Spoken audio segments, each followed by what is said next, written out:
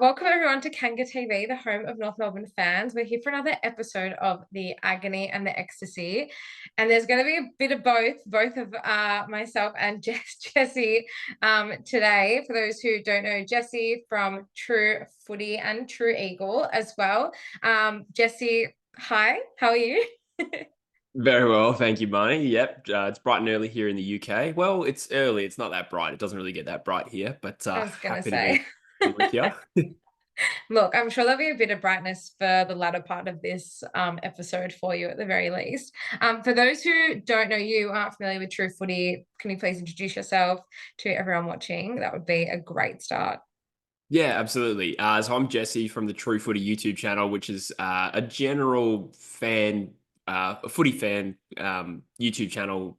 For fans, by fans is sort of the tagline I'm running with at the moment, where I sort of just talk all things footy. And then somewhere in 2024, in the preseason, I sort of made another channel for West Coast Eagles fans about the West Coast Eagles, my other big passion. So running the two channels simultaneously pretty much exists just on YouTube at the moment.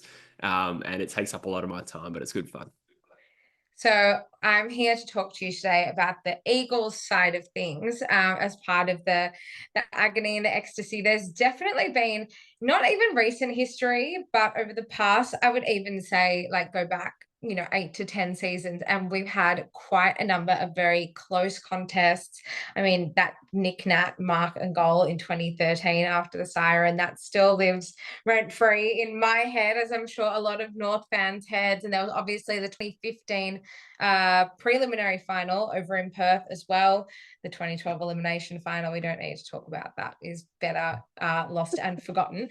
But today we're going to talk about North and West Coast in 2024. We have had a couple of really close contests over the past few seasons as well, but let's talk about 2024. We had two games, one in round 13 and one in round 22. Round 13 was played over in Perth, round 22 down in Hobart, our home away from home for the moment.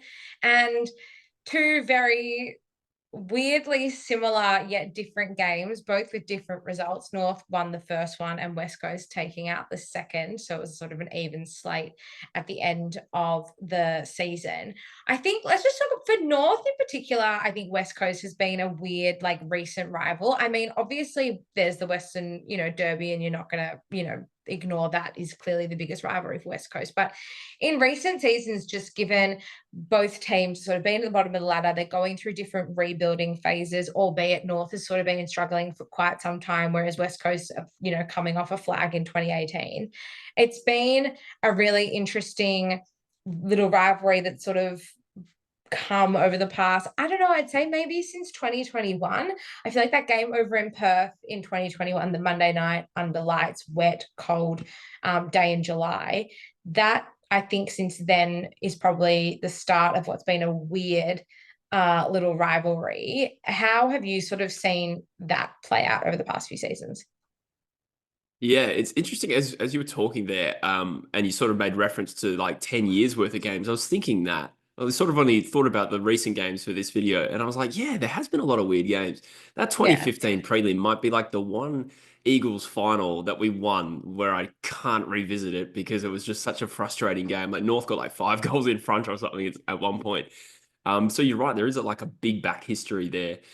In 2018, I remember you guys pumped us by about 50 points or something as well. So there's just a lot of unhappy memories there with North Melbourne. Crazy. Um, but 2021, it's interesting you highlight that game as the start of this period. I would have to agree. And I think for me personally, I remember that particular time as a content creator, as a YouTuber, that was a big game in my recollection because I had supposedly, I don't remember this, but the comments let me know I'd sort of become a little bit arrogant about West Coast and Oh, perhaps okay.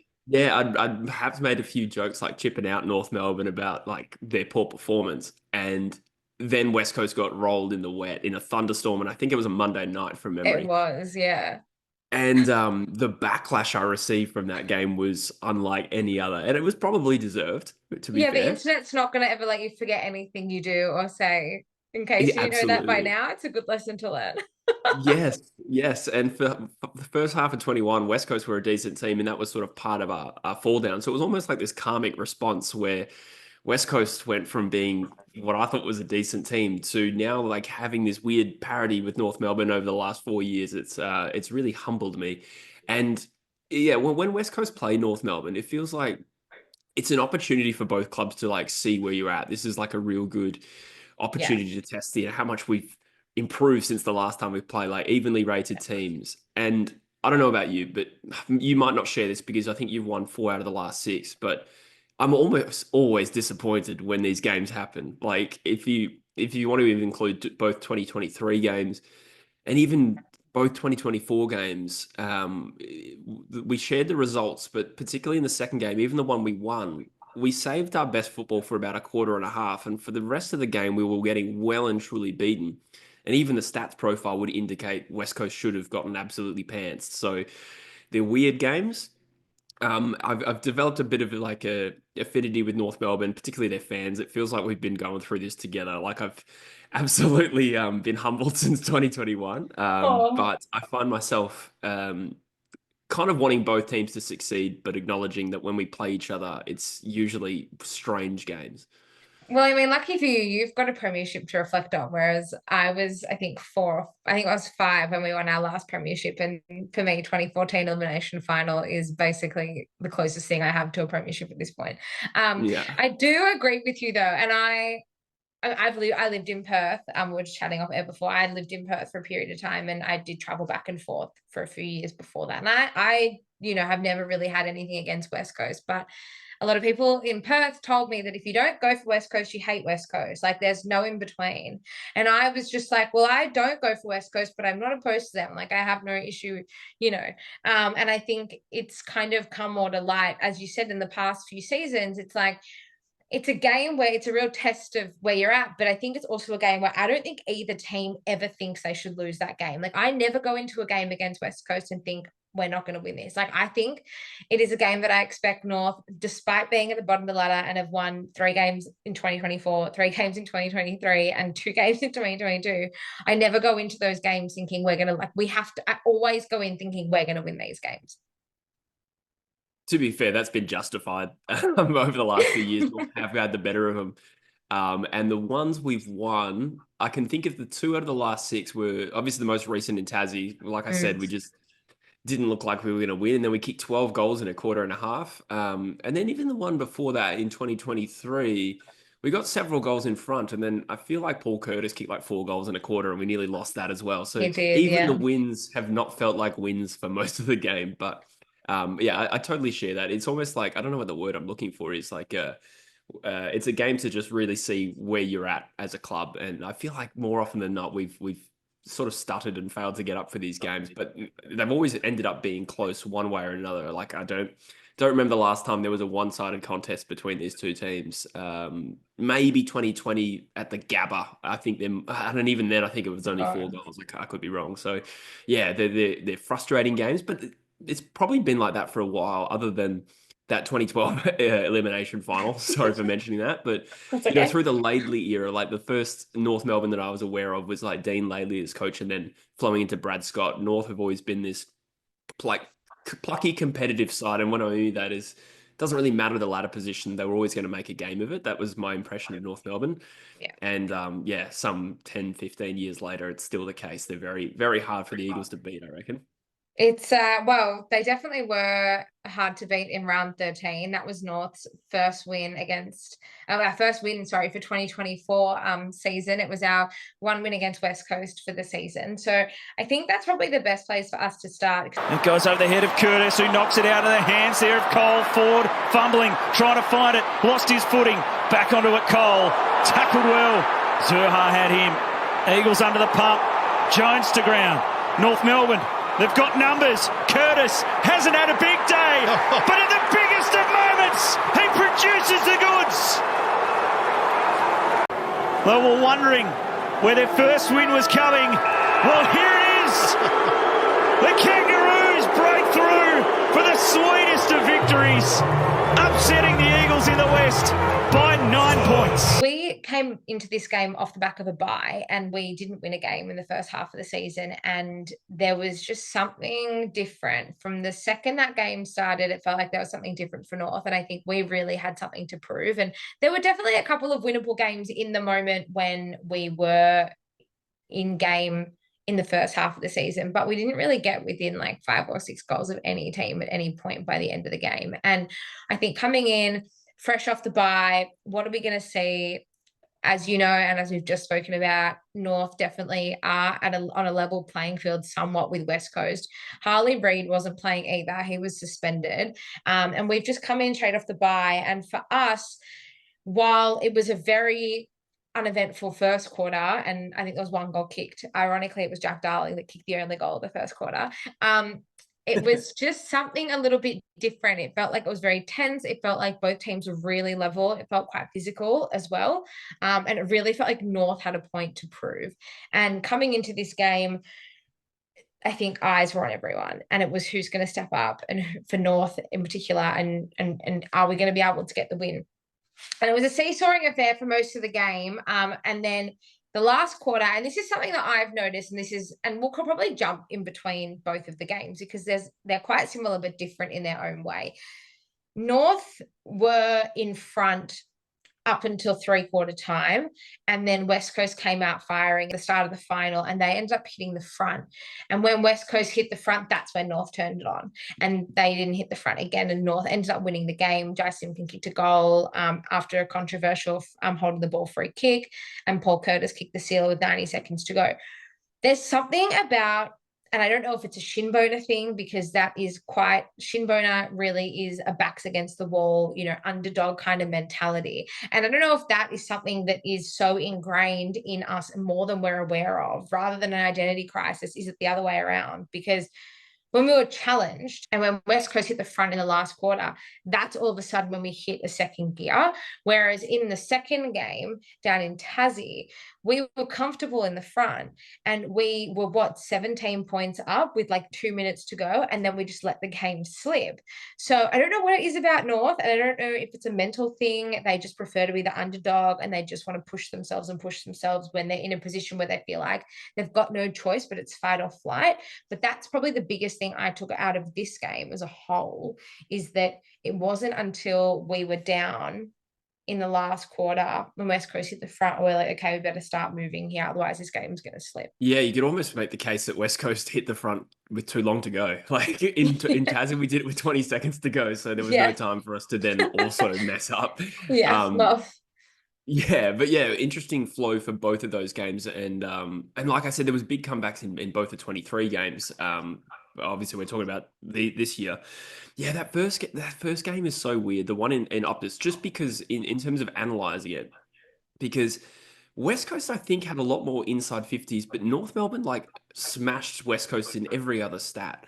So like when you look at a profile and you're trying to guess the result based on the stats, I think we were way ahead in inside 50s, but minus 18 in clearances, which doesn't surprise me, the clearance side, because North Melbourne's midfield is much stronger than West Coast. West Coast is already weak, and as you said, we were missing Harley that game, but I do remember a certain malaise around West Coast at that time of the year, which was really disappointing. I'd actually tipped North Melbourne for that game at Optus Stadium for a couple of reasons. I didn't think that West Coast were playing well at that time, and we had beaten Melbourne like significantly by about 5 goals, 6 goals a couple of weeks before that, and I reckon we nearly beat St Kilda the week before that, but there was just this malaise over the playing group at that time. So the game was a little predictable. Well, the final score maybe, but not the flow of the game, because I think at 3/4 time, West Coast were 2 goals, 15. Really inaccurate.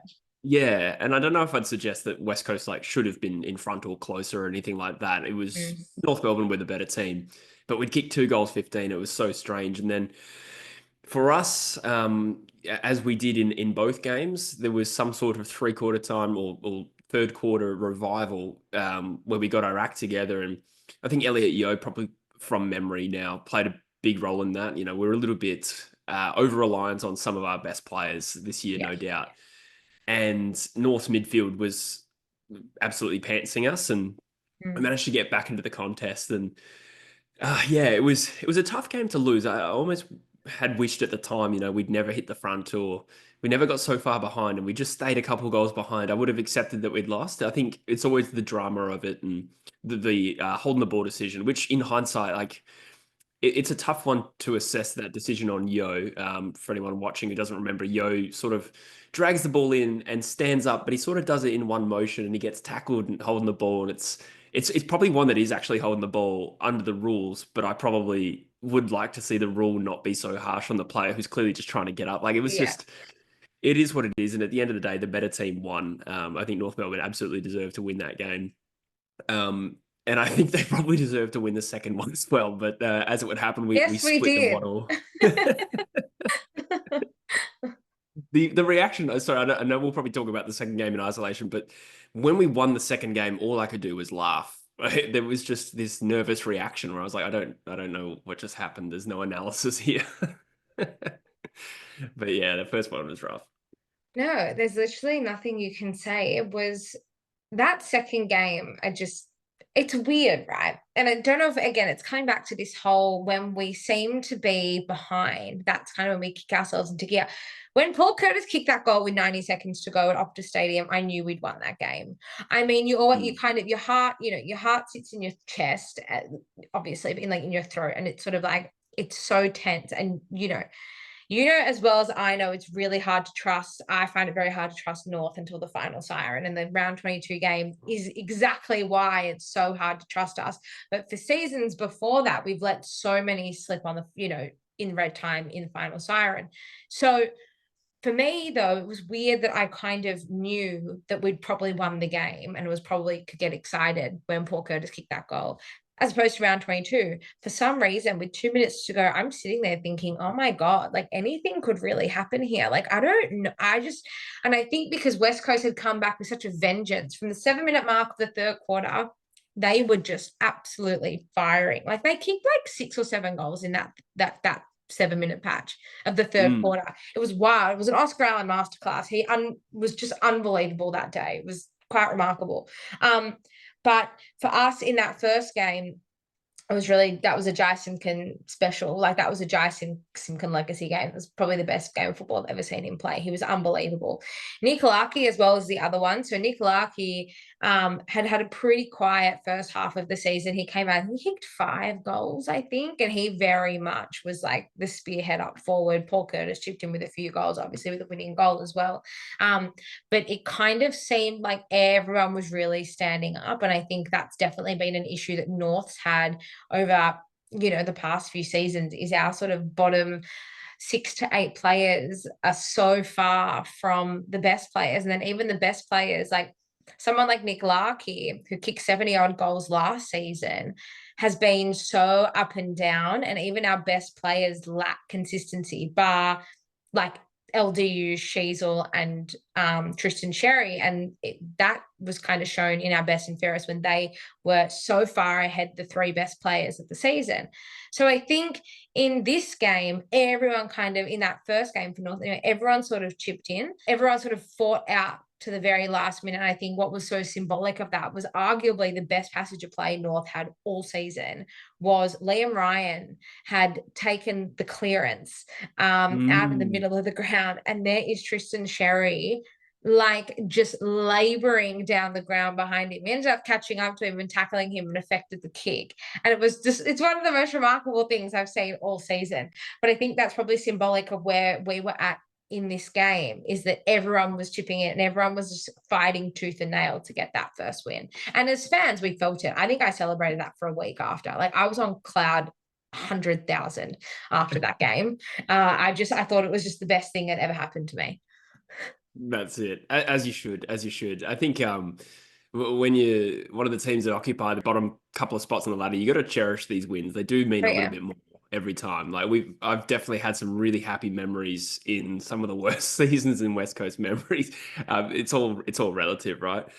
Yeah, with North, at least, you could probably excuse some fade outs and some inconsistency due to the fact that North is so young. Like, when you look at the age statistics, they're distantly the youngest team in the comp, and that was the case going into this year. So things like giving up a big lead, particularly at the end of the year. Because if my memory serves me correctly, things were all looking real good. North Melbourne up by 5 or 6 goals against West Coast.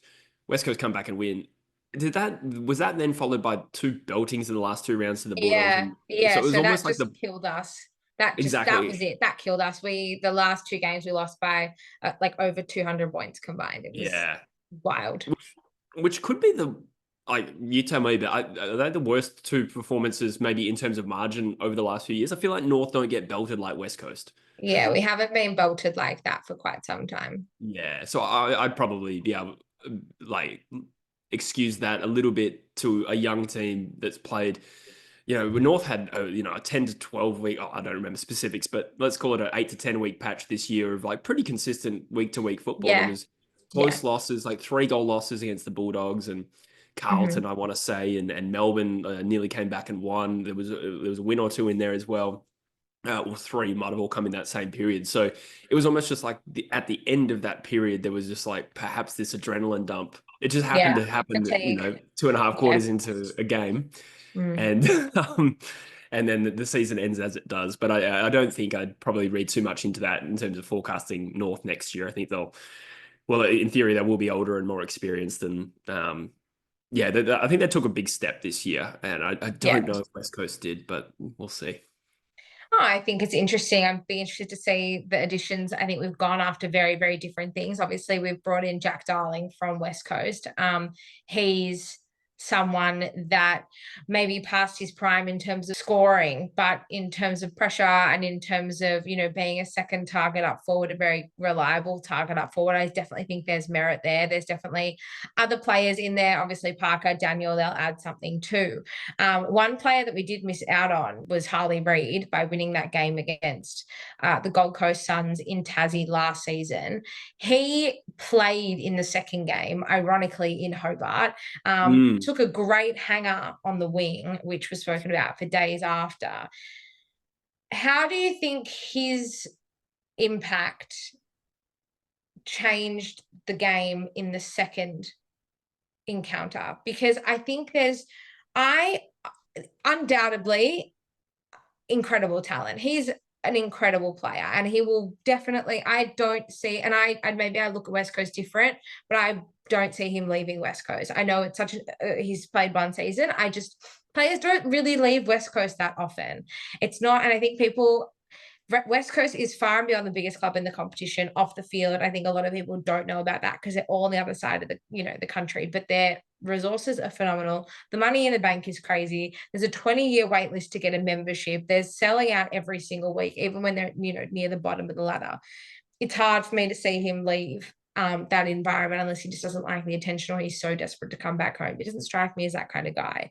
So he was missed in that first clash, but he came back for the second clash. Do you think, we always talk about the old and experienced players, which we probably needed to get over the line. It's the opposite, I think, at West Coast. How do you think he impacted that second game? Yeah, I can't remember the stat line. I feel like he played a little bit more forward in the last few weeks of the season. Whereas, had he played in the first clash, he was spending a lot of time on ball as like a primary midfielder, and then, got a 2-week suspension plus a bye. Then he had a big rest. And so towards the end of the year, he was sort of playing a little bit more forward. But I think Harley's an interesting one where he has such a profound impact on his much older teammates. And you just think, like, if I was in a team with Harley Reid, and I see this as a 30-year-old man at the moment, and I saw this 18-year-old kid just like absolutely going after it and pushing off all these other 25 to 30-year-old men with ease and just getting stuck in, I think subconsciously we just have to have an impact on his teammates, thinking, wow, this guy, because he's a really hard worker, like on the field, Harley, it's not, he's certainly not just getting the handball receive out in space. Like, he's going and getting it, and he's setting the standard for hard work, which has probably been lacking at West Coast quite a lot. So yeah, he's the sort of player who can just inspire teammates. It sounds like we're really like glazing this kid, but I think it's true. Like, I reckon it's true. I think the aura, you see how it's rubbed off on fans and just the footy world in general. I think the Harley Reid aura is so real. Yeah. And it would have to have an impact on the players. It would have to. I think it would be inspiring. And Adam Simpson did make a comment this year after he got sacked. He said in an interview that, some A-grade talent had been calling up and inquiring about playing for West Coast next year to play with Harley Reed. But that was in the middle of the year. And then we went on this massive losing streak. And he said that the call stops. So we'll see what happens. Simo. Yeah, poor guy. Another North Melbourne connection too as well. Yeah, exactly. But yeah, no, he had a profound impact. I'm looking forward to the time where we can back him into play longer minutes in the midfield and things like that. And maybe when we play him forward, we can get the ball inside 50 enough to make it count. To round out that first game before we deep dive into the second game, I promise it'll be your time to shine. Yeah. What did the impact after, because as you just touched on before, this was the start of a really hot 9-10-ish games for North. We played Collingwood a week later. We only lost by a point. We played Melbourne the week later. We were 5 goals down at 3/4 time, almost won that game. We had really close contests against Carlton. We had a close contest against the Bulldogs. We had another couple of wins. We had a win against the Suns and then a win against Richmond later in the year. It was a really great springboard for our second half of the season. What did the loss do for West Coast? Did it have an opposite effect, or did it just motivate them further to start performing? It sort of came as a middle part of a slump that went on for much longer, unfortunately. So if my memory serves, we beat Melbourne, and that was a good memory for a while, but we lost the next week by 99 to Adelaide. And then I think that was followed by a 2-goal loss to St Kilda before North Melbourne. That was the game that Harley got suspended in. And then this game against North Melbourne. So it was a concerning performance considering 3 weeks before, it looked so good. And then, even that Melbourne game was not long before that was our previous 2 wins, where West Coast just looked like a different team that did not emerge again for the rest of the season. But yeah, it was sort of a signifier that, something was a little bit off. And unfortunately, that rot only got worse. I'm struggling to think specific results off the top of my head that happened after that. But I think one of the biggest one was when we scored like 33 points in a game against Hawthorn at home. That one at the time looked worse because Hawthorn hadn't started belting teams yet. We were like the first team they annihilated. So at the time, it felt really embarrassing. And then you look at the back end of their season, you're like, oh, maybe that was just part not so bad. So I don't know if you'd say it was the beginning of the end for Simo. Obviously, the Simo sacking was the product of a few years of rough results that had some mitigating factors, and it was a bit of a mess. Yeah. But it was probably the most concerning performance because we were, a little bit uncompetitive for a lot of the North Melbourne game. We were getting well beaten, regardless of the fact that we lost by 9 points. There was a clear better team in that game.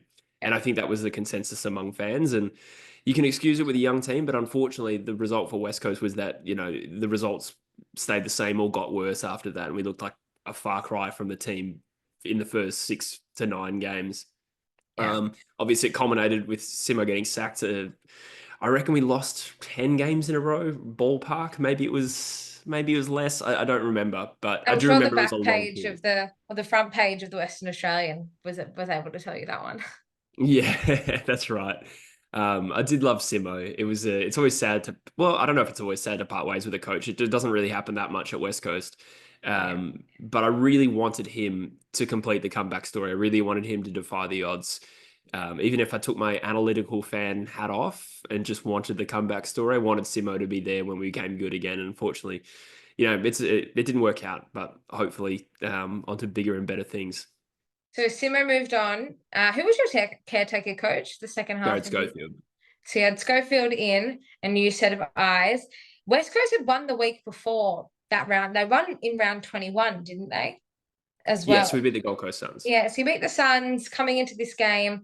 We also came off the back of a win, actually. We had beaten Richmond the week before. I sat in the last quarter against Richmond and we were winning comfortably and we won the game comfortably. And I'm thinking, this is foreign to me. This is not a concept I can comprehend. we go into that game in Tasmania. As we mentioned before, Harley Reed returns. We have a couple of players that are under a bit of injury cloud. So Harry Sheasel came in, wasn't sure if he'd play. Charlie Comben also wasn't sure if he was 100% fit. It seemed like we were a little bit fragile going into this game, but we had a really strong win against Richmond the week before. We were feeling really confident. Our form after the bye obviously had been great. We'd beaten West Coast at the start at round 13. So you thought, okay, why can't, the result repeat itself? West Coast has a bit of a buzz. They're coming off also off the back of a win. They've got a new coach. The caretaker coach thing, the buzz is so real. We've seen it so many times before. Game really followed a very similar trajectory, to be honest. We dominated the first quarter, was pretty even, and then North dominated the second quarter. And then 7 minutes to go in the third quarter, West Coast just absolutely turned it on. And I said at the top of the show, it was an Oscar Allen masterclass. He was everywhere. Jake Wardman was chipping in as well. You've got Cripps chipping in. You've got Gaff even, playing a role. This game absolutely mentally broke North, and we've just spoke about that before. It broke us, and the floodgates opened, and we couldn't stop the bleeding. This isn't a really big issue we had at the start of the year as well, where we'd have a 10 to 15 minute patch and we just let clubs just pile on the goals. We played Fremantle in round 2 and we got off to a really, really hot start. Our first quarter and a half was just phenomenal. It just blew everyone out of the water. And then once Fremantle started kicking goals, we just could not stop the bleeding. And it happened a lot in the first half of the season. We sort of tightened up in the second half of the season. It's literally as if our season ended at that point because we just didn't look the same after that. Yes. Yeah. I remember streaming that game. I reckon it was one of my classic 4 a.m. here in the UK streams where I get up. Oh, God. The poor housemate. Like as the North League grows bigger, you see the total viewers sort of swelling and you're just like, oh, hey, everyone coming, tuning in to see me get annihilated. I've done a lot of that over the last 3 years. Oh, dear. Yeah, strange game. It was a frustrating game. I think, to be honest with you, I wouldn't say that I was sitting there tearing my hair out that we're 6 goals down, because I just think this club has just redefined what bad football is to me sometimes. I sat through the 30-goal Sydney loss. So if I sat through that, I sat through a 101-point Derby loss where we were winning by 2 goals at quarter time. And oh my God, yeah. Score so anything's possible. So yeah, I'm what I mean to say is emotionally, when West Coast aren't playing well, I can generally handle it. And I think this was a case of, I saw this coming. Yeah, we suck. We had a good win last week. That's fine. And then as we started to kick goals and climb our way back into the game, I just remember thinking it was entertaining. And to be honest with you, I don't think I really considered the possibility we were going to win until we hit the front with however long it was. I reckon 20 seconds. I don't know what 20 seconds. 20 seconds, something like that. Yeah. I think it was 96 seconds to go. We needed to kick 3 goals, and someone, whether it's Allen, kicks a goal in the pocket. I can't remember if it was Allen actually, but it was the third last of the goals. Yeah. And yeah, you mentioned Gaff there. You know who had an underrated moment in this game was actually Jack Darling. Yeah. So I think it was the second last goal. I think somebody kicks it into the 50 and you just see this pack emerge, and then the ball sort of spills out to Cripps, who kicks the goal. But it's actually Jack Darling diving across the contest and getting a hand to it, which forces that thing. So if you care to watch the highlights again, you'll see a little bit of a snapshot of what you'll get next year. I don't know if I can watch it twice in 24 hours, Jesse. The first time was enough to prepare for this, and I don't know if I can do it again. With seconds left, he thumps it off hands. Allen, and he score! A goal for the lead. He's kicked it. They're celebrating. Eagles in front. The big steal. It's on. It was just, I don't know. I've noticed that sometimes if it's a personal thing, my response to these sorts of games is to laugh. Not because I think it, not to be smug, but it's just a nervous reaction my body does. When the Eagles were 30 goals down against Sydney, I was laughing. And when we were kicking goals and doing the very unlikely in this game, all I could do was laugh. It was just, it was a strange outcome. But I tell you what, when you're one of these teams that doesn't win a lot of games every year, every win feels like, maybe not a grand final, but it feels like winning a final, maybe. Oh yeah, I know exactly how we're in the same boat. I know exactly how you feel. Yeah, exactly. How did you guys go for the rest of the season? We, like I said, this game broke us. We lost by like 96 points to the Bulldogs, and the following week lost by 124 points to Hawthorn, and that was season done. I was so done with it by that point. What was the rest of the season like for West Coast? Oh, we didn't have any more games. There's no need to go into that. I think Carlton sent over a VFL side to Optus Stadium the next week That's and right, they played did too. with no Eagles players on the field. Similarly, we went to GMHBA. We sent out Jack Hutchinson to play Geelong by himself, down by 100 Great. points at halftime, but gee, he did well. No, in other words, two of the most, well, I'd say maybe our worst loss of the season was probably that Carlton game, Yeah, considering the amount of injuries they had. they did. They had like 8 injuries or something. It might have been more than that. It was honestly extreme. Like we were favourites. Yeah. We had won 2 games in a row. So I can sort of forgive like a bit of like an adrenaline dump with young groups. Like you see these fluctuations happen in sport, but the Carlton team was so undermanned that we were literally far more experienced than they were and older. And so I could have forgiven losing the game because Carlton had a lot to play for and they played like they had a lot to play for. Yeah. We got absolutely just dumped. It was just, Oh dear. I'm getting triggered thinking about it. I'm so sorry.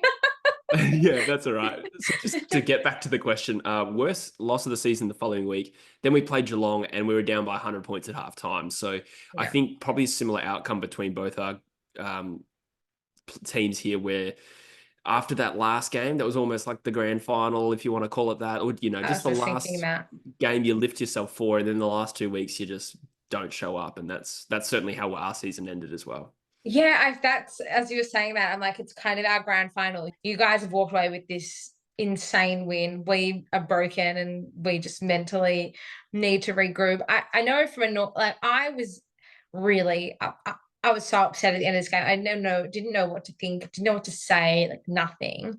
And then a lot of North fans didn't really read much into the last 2 games of the season. They kind of attributed, we had quite a few injuries ourselves. We had, a lot of our best players were just hobbling on one leg or weren't playing.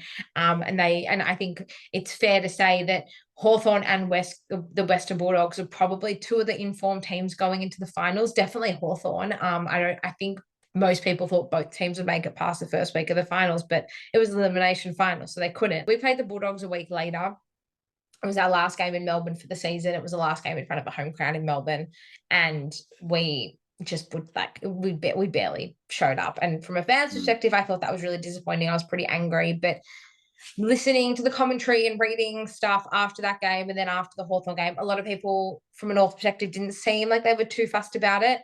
So I'm not going to read into it too much going into next season. I know we're both very scarred and scorned North and West Coast supporters, just given how much we've been through emotionally over the past few seasons, but just trying to go in with a clean slate now, leave that in 2024, and then hopefully look on to better and brighter things next season. How are you feeling about West Coast next year? You've got a new coach now, Andrew McQualter, coming in. How are you feeling about him? How are you feeling about the team? You've got Matt Owies over in Perth with you. I know you've got a few other guys over the off season, but I'm a big Matt Owies fan. So hopefully he can do some magic for you, just not against North would be nice. Yeah, that's right. Feeling good. As an Eagles fan, I'm just looking forward to being back in Perth next year and actually going to games. I realized that the last win I've been to as a member, so I could have gone to any of them, as many as there were. I don't think I've been to an Eagles win since 2021. So, oh wow, yeah, I've missed a lot of the big moments in recent times. So from that point of view, I'm just looking forward to being in Perth and experiencing it again. But in terms of the team itself, feeling fairly good. It's hard to separate. Like right now, we're in the midst of we're between the trade period and the draft, and I'm sort of covering that heavily. And a lot of West Coast fans are a little bit aggrieved about some of the decision making from West Coast this trade period. So you want to separate that, because whatever you think of the decision to trade 3 down to 12, it's not really going to have a big tangible effect on next season. So, it'll be good to have Liam Baker, Jack Graham, Matt Owies. And while these seem maybe like odd decisions for a team that needs to prioritize the draft. I think, sometimes I'm a masochist and I go watch my old reviews of games to try and relive like what this season felt like. I know it's insane, but I think we were crying out for 3 best 22 mature players when so many players were seemingly not pulling their weight. I think that's self-evident. I feel weird saying that, like having a crack at players, but I think when you put the results in that West Coast have for a mature team, so I think, just having 3 blokes who are willing to have a crack and add something different to our team, as vanilla as that analysis sounds, I do think that is something that West Coast has lacked. And of course, another year into Harley, there's Elijah Hewitt, which seems to be, he's been injured for a year, so people have forgotten how good he is. But I think he's going to be a great 1-2 punch with Harley, and hopefully we draft well. Naturally, we give up losing Tom Barras. I think that's going to have an impact on how our backline withstands some of the opposition assaults. But if we can figure out the middle part of the ground first, then hopefully the defensive job is not as hard as it has been for the last 3 years for West Coast. So are we going to move up and down the ladder? It probably depends on North and Richmond as well. Like if North improve massively, West Coast probably not going to move up the ladder.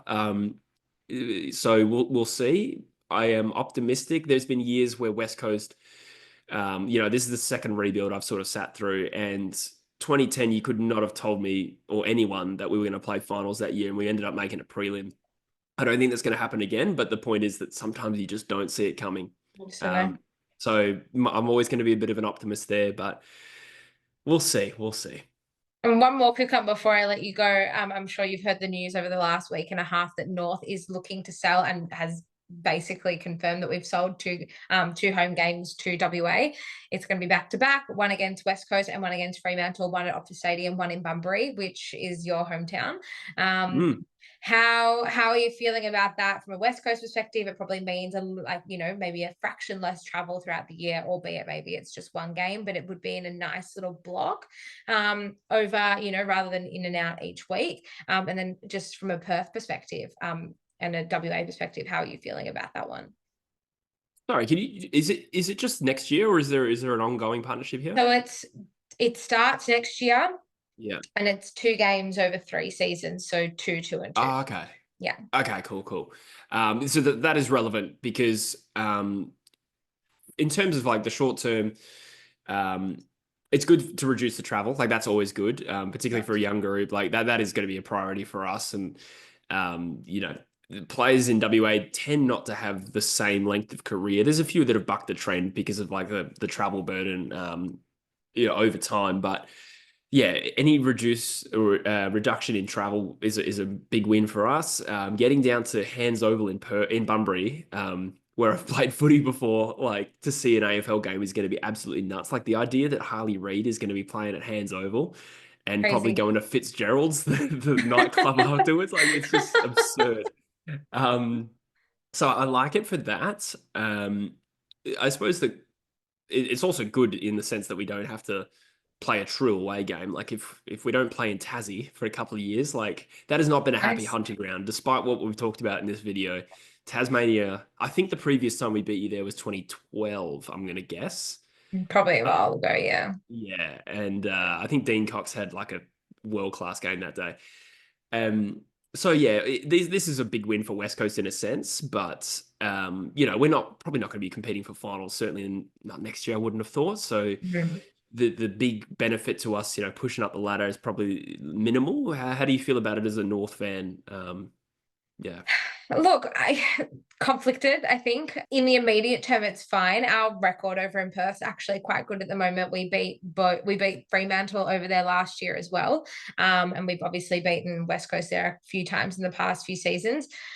North is a team that unfortunately I think is always going to have to look to sell home games for revenue.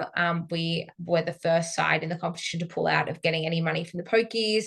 And while we have come out over the years and said we're debt free and we can stand on our own 2 feet, it seems like we can't do it without this. And I wish the messaging was a little bit clearer. There also is no clear messaging on what the strategy is with Tasmania. I'm sorry. So I don't know where that stands.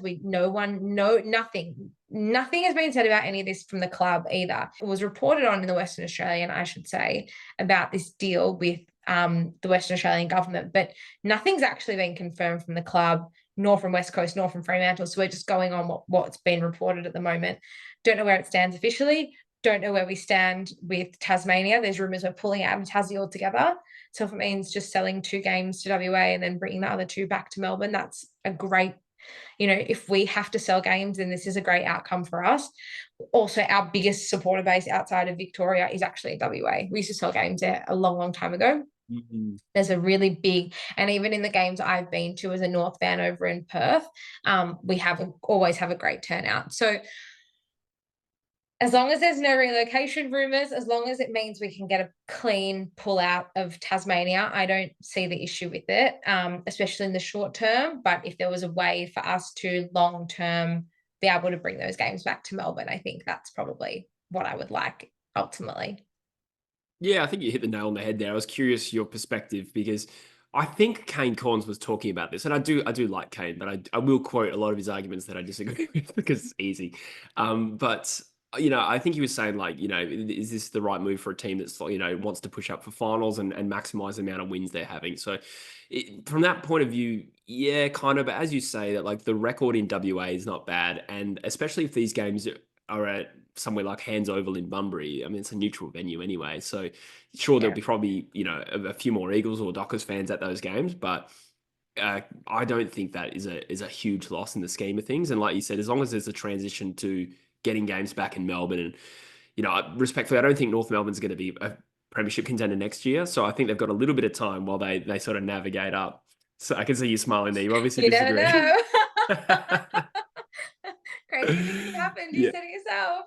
No, you're right. Yeah. No, anything can happen for us. Yeah, no, you're right. No, I would say that the timing is fine. It'll be good to see. Like, I'm sort of a Bunbury boy. I'm sort of not, but to see AFL like in that town or city will be unreal. So from that perspective, I'm excited. Yeah, and I just think that I've been vocal about being unhappy about this basically for the last week and a half, but I think it just comes from a lack of understanding and a lack of clarity. There's been no communication to the fans, and maybe that's because we don't know what the plan is yet.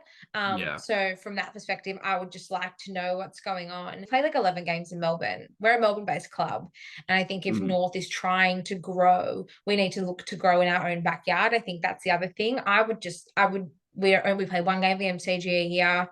We play a bunch of games at 1:45 on a Saturday at Marvel. And I get that being a smaller club and having not much success on field is a recipe for something like that. I wish the club, and it's a selfish thing because I live in Melbourne and, I've grown up going to the footy my whole life, every week, every second week.